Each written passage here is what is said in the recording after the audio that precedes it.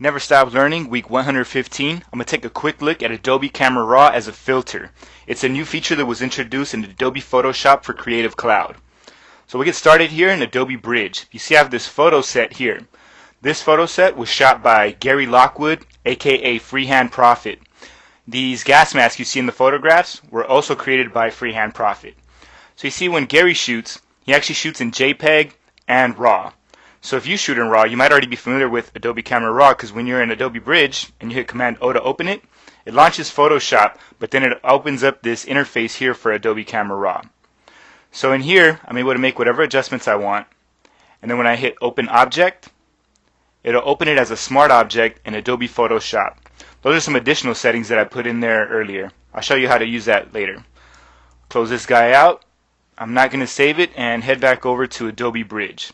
But if you're used to working with JPEGs, you might not be familiar with CameraRAW, because when you open these files, it'll open it directly in Photoshop like this. Let me go ahead and close this, come back over to Adobe Bridge.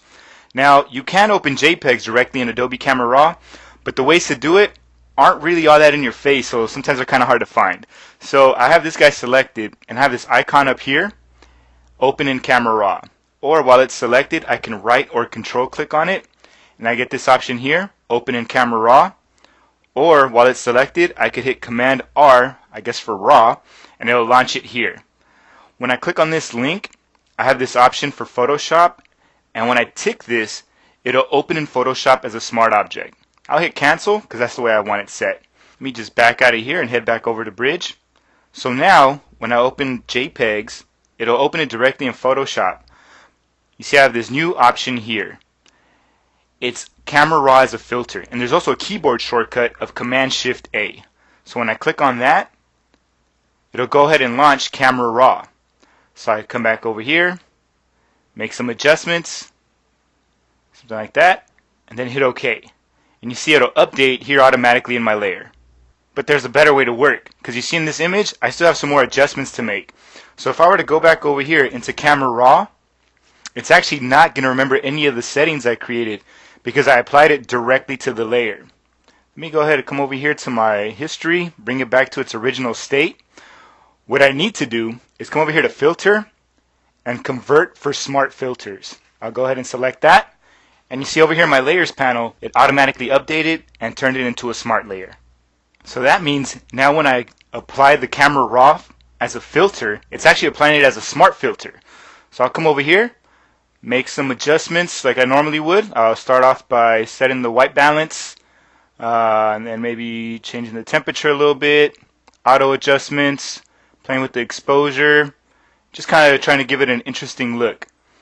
Alright, something like that looks pretty good to me. Now hit OK. Now it's going to go ahead and update it, and it's applying it on here, and I have all these smart attributes that I'm able to apply to it. Now if I'm looking at this image, I actually want to do some more adjustments here. So let me double click on CameraRAW Filter. Now it launches CameraRAW again, and it remembers all the settings I put on here.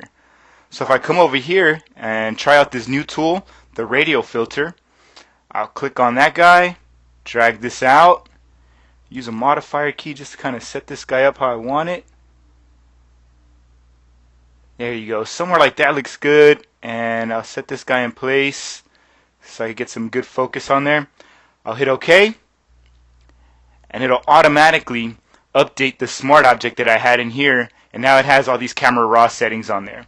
Now if you wanted to make some further edits in CameraRAW, it's fully flexible, so you can go back in here and make a third adjustment set.